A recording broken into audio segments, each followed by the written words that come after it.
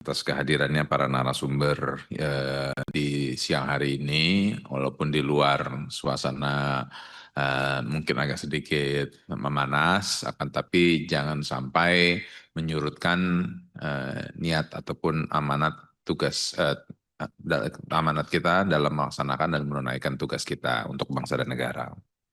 Saya ucapkan selamat datang pada para narasumber. Yang pertama, Pak Kiai Haji Mas Duki Baidowi, selaku jubir dari Majelis Ulama Indonesia beserta jajarannya.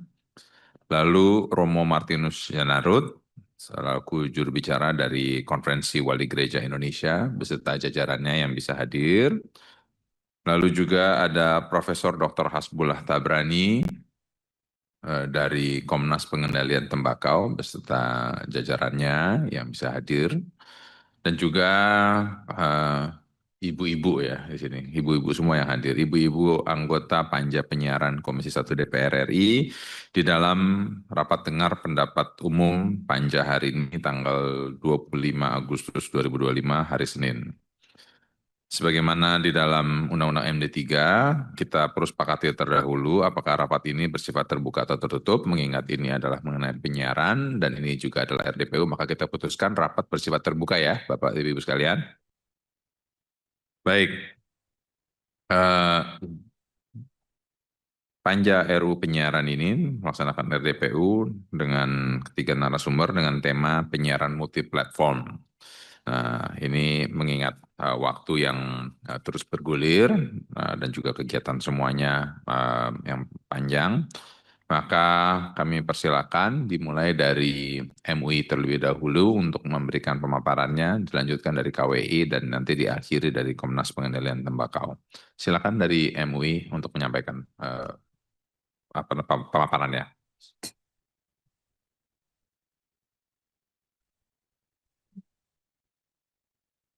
Terima kasih. Assalamualaikum warahmatullahi wabarakatuh.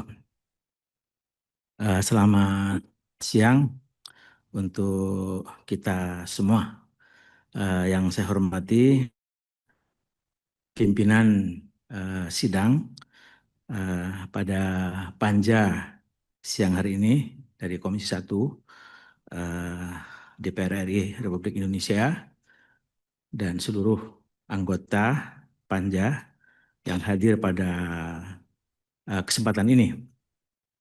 Ini adalah sebuah undangan yang sangat penting buat kami dan mudah-mudahan bisa berdampak ke depan secara positif buat penyiaran, ya, undang-undang penyiaran ke depan.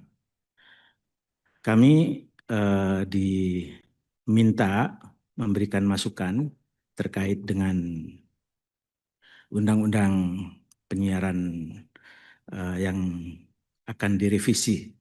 Saya kira ini satu momentum karena memang sudah cukup lama undang-undang ini mau direvisi, cuman nggak jadi-jadi oleh berbagai hal gitu ya. Maka adalah ini sebuah kesempatan yang baik untuk kami sampaikan beberapa hal.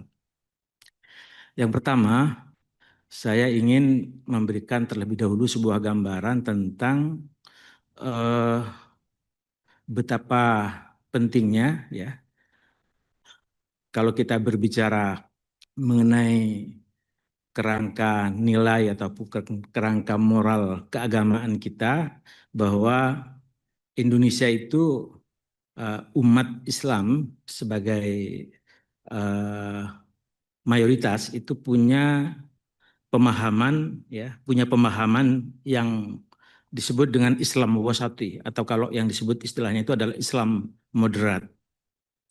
Islam moderat ini merupakan kognisi yang hidup di masyarakat yang dalam pandangan Majelis Ulama Indonesia mesti kita rawat, kita pertahankan. Karena apa? Karena inilah faham yang mempunyai tali sambung dengan pemahaman kebangsaan. Ini adalah sebuah faham yang juga kompatibel dengan perkembangan atau faham demokrasi ke depan buat Indonesia. Dan ini adalah sebuah faham yang inklusif untuk kita hidup bersama dalam sebuah masyarakat majemuk yang sangat penting buat kita untuk bagaimana agar antara satu kelompok dengan kelompok yang lain bisa bersilaturahim, antara satu suku dengan suku yang lain bisa saling memahami, antara yang mayoritas dengan minoritas bisa kita memahami, saling memahami bersama. Ini selama ini kita coba rawat bersama-sama. Kenapa statement ini sangat penting? Karena kami mempunyai pandangan satu kondisi di mana kehidupan sosial keagamaan ini saat ini sangat dipengaruhi oleh sistem informasi yang berbasis digital.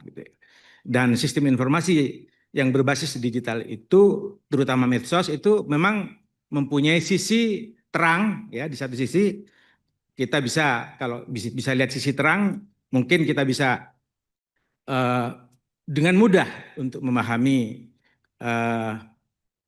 pengertian-pengertian agama yang dibawa oleh ustadz-ustadz yang bagus dan mendalam, seperti yang dilakukan oleh Ustadz Adi Hidayat, Gus Baha, Ustadz Abdul Somad, dan yang lain-lain, gitu ya. Dan banyak sekali kita bisa, kalau apalagi kita masuk ke AI, gitu ya, kita bisa belajar mendalam mengenai ilmu agama, faham agama, dan seterusnya, dan seterusnya.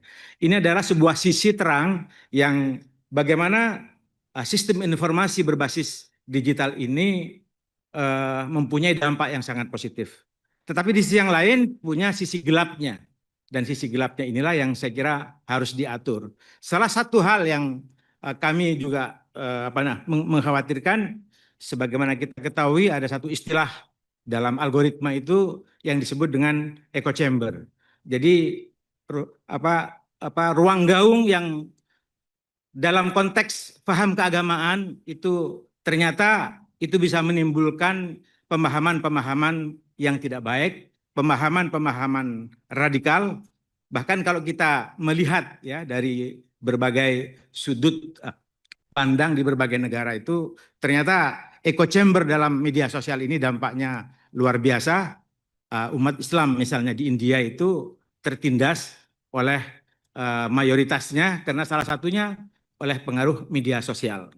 Begitu juga umat Muslim Rohingya di Myanmar juga mengalami hal yang sama. Begitu kita juga tahu bahwa di Gaza sekarang rakyat Palestina itu juga terjadi genosida di sana, antara lain juga dipengaruhi oleh pemahaman-pemahaman yang radikal dari kelompok Yahudi, dan itu semuanya pengaruh dari media sosial. Saya kira aturan mengenai bagaimana supaya media sosial ini bisa di satu sisi kita bisa mendapatkan manfaat yang baik untuk mencerdaskan kehidupan bangsa, pendalaman keagamaan, itu saya kira sangat penting. Maka oleh karena itu pengaturan ini menjadi hal yang penting. Jadi kami punya di aturan-aturan yang sifatnya normatif, yaitu di layar pertama tadi ya, di layar pertama mengenai fatwa-fatwa ya, fatwa-fatwa Majelis Ulama Indonesia, termasuk pedoman bermuamalat di media sosial dan fatwa pornografi, mungkin itu bisa dijadikan sebagai landasan etik. Begitu juga kita juga mungkin bisa melakukan penegakan yang lebih efektif ya terhadap larangan hoax, fitnah, ujaran kebencian, dan seterusnya.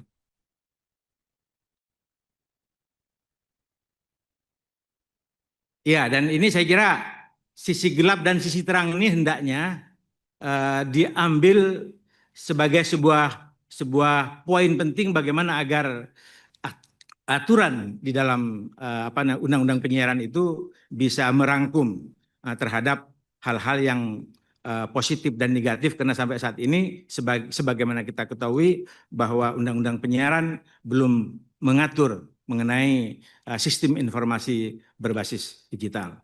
Saya kira itu ya sebagai sebuah catatan penting, catatan awal dari kami. Kurang lebihnya mohon maaf. Akhirnya assalamualaikum warahmatullahi wabarakatuh.